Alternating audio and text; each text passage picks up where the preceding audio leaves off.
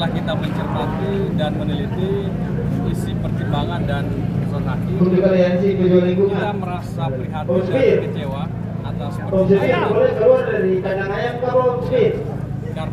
karena dari isi pertimbangan terutama soal negara demokrasi, partisipasi dan penegakan tapi dituduh sebelah masyarakat bawah tengah ini atau masyarakat adat yang kemudian itu sama konteks juga dan goblok di Indonesia. semangat perlindungan lingkungan dan penegakan hukum. Putusan ini menandakan dan membuktikan penegakan hukum lingkungan menjadi yang harusnya beberapa lalu telah banyak putusan-putusan pengadilan, misalkan yang menimpa perempuan Pangero di Torobulu, putusan-putusan ya soal kemajuan penegakan hukum lingkungan terutama. Tapi hari ini kita melihat putusan hakim mendorong kemunduran langkah penegakan hukum bersama lingkungan. Satu, kami melihat ya, ada pertimbangan yang keliru. Misalkan hakim berkali-kali mengatakan bahwa terdakwa tidak punya kepentingan langsung terhadap perkara ini. Pertanyaannya, hakim tidak mempertimbangkan juga putusan Mahkamah Konstitusi nomor 119 tahun 2005 yang memperluas subjek pejuang lingkungan. Jadi pejuang lingkungan tidak lagi dilihat secara sempit sebagaimana pertimbangan hakim perkara ini. Misalkan hanya orang yang memiliki hubungan secara langsung dilihat dari hubungan kepemilikan. Tapi putusan MK tersebut memperluas subjek siapapun orang yang ingin berkontribusi, baik warga, mahasiswa, aktivis, dosen, praktisi, warga negara manapun yang memperjuangkan lingkungan hidup meskipun dia tidak memiliki hak atas tanah, maka dia masuk kategori pejuang lingkungan yang tentunya harus dilindungi. Yang kedua, hakim berkali-kali menyebutkan iup yang telah bersyarat.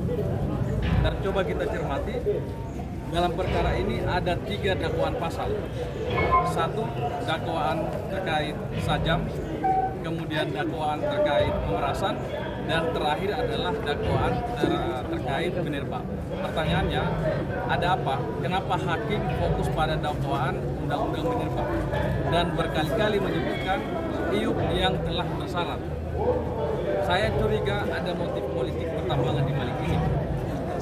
Saya menduga hakim sengaja ingin melegitimasi kegiatan pertambangan yang ada di Maluku Utara dengan menggunakan standar PT Position.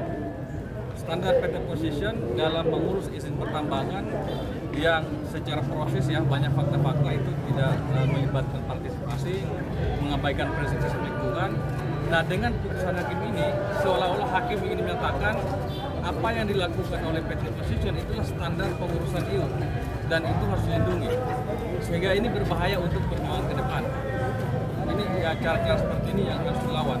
Cara-cara yang menggunakan instrumen hukum, instrumen legal untuk melegitimasi kerusakan. Kira-kira begitu. Yang kedua, pertanyaannya adalah yang seperti apa IUP yang bersyarat? Undang-Undang Minerba telah mengatakan bahwa salah satunya adalah menyelesaikan hak-hak pihak ketiga. Dan itu juga yang dipertimbangkan oleh Mahkamah Konstitusi. Jadi selama IUP itu tidak menyelesaikan hak-hak pihak ketiga, maka dia belum bersyarat. Maka orang-orang yang memperjuangkan hak atas lingkungan yang belum menerima atau memenuhi hak-haknya dari IUP tersebut, dia harusnya dilindungi. Dan yang terakhir saya mau katakan bahwa apa yang mereka lakukan ini adalah mewakili kepentingan publik, kepentingan lingkungan.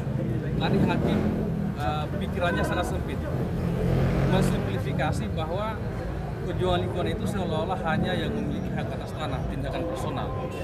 Padahal ingat, pejuang lingkungan itu adalah dia mewakili kepentingan publik. Jadi sekalipun mengatakan bahwa ini bukan mewakili masyarakat adat secara umum, jangankan sekelompok ya, ini ada 11 orang, 1 orang saja masyarakat adat yang bertindak mewakili lingkungan karena ada lingkungan rusak, kemudian ada wilayah adat yang rusak, itu masuk kategori pejuang lingkungan. Tidak mesti harus struktur adat yang dijalankan secara rapi, ada proses secara strukturnya, uangnya dibagi gimana, tidak mesti begitu. pejuang lingkungan satu orang pun diakui, tidak mesti harus berkelompok atau harus diakui secara hukum, apakah itu masyarakat adat atau berbadan hukum.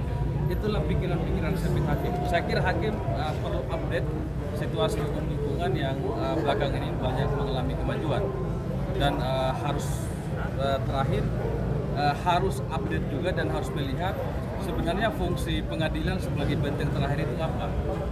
Yang undang-undang kekuasaan kehakiman kan mengatakan hakim itu wajib menggali nilai-nilai keadilan, bukan menggali nilai-nilai hukum, bukan fokus pada teks-teks undang-undang Minerba. Nah, harusnya ini momentum untuk hakim betul-betul melihat apakah ada hukum adat, apakah ada keadilan setempat yang perlu dipertimbangkan. Tapi fakta membuktikan bahwa perkara ini sepengetahuan saya itu tidak punya proses pemeriksaan setempat. Hakim tidak pernah turun ke lokasi. Harusnya dalam perkara-perkara seperti ini, misalkan di Torong Hulu, di tempat lain, kalau ada dalil mengenai titik, tadi menyebutkan iuknya itu sudah sesuai dalam kuasa hukum atau ada kerusakan di tempat warga. Harusnya hakim berdasarkan prinsip menggali nilai-nilai keadilan, hakim melakukan sidang pemeriksaan setempat untuk memastikan betulkah iuknya di situ, untuk memastikan betulkah ada kerusakan. Tapi dengan mereka tidak melakukan sidang pemeriksaan setempat, itu paling tidak jadi alat untuk kita untuk menilai bahwa hakim tidak punya keberpihakan terhadap lingkungan, terhadap masyarakat adat, dan terhadap hak-hak tradisional masyarakat. Sekian, terima kasih.